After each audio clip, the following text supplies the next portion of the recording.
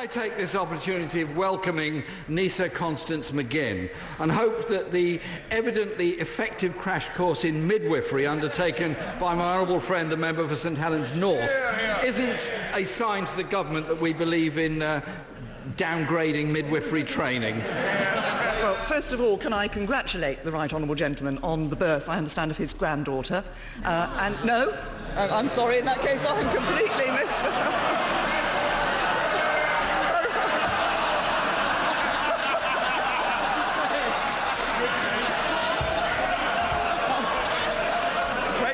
Wait for it.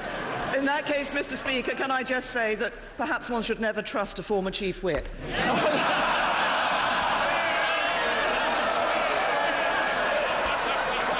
Mr. Speaker, it's a bit unfair to blame a former Chief Whip for some little bit of confusion. Very ungallant. Can't we just admire the member for St Helens North on his work? Well, I have to say to the right honourable gentleman, at least my former Chief Whip has got a job.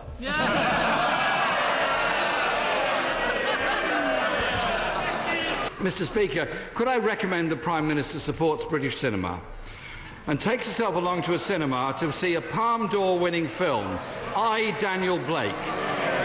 And while she's doing so, perhaps she could take the Work and Pensions Secretary with her, because he described the film as monstrously unfair and then went on to admit that he'd never seen it.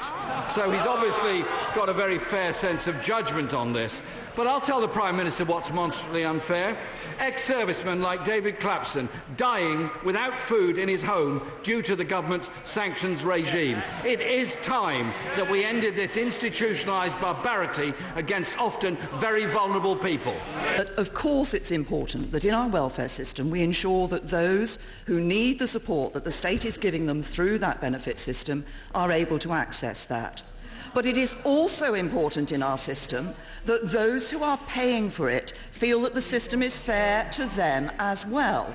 That is right. That is why we need to have work capability assessments. It's why we need to have sanctions in our system.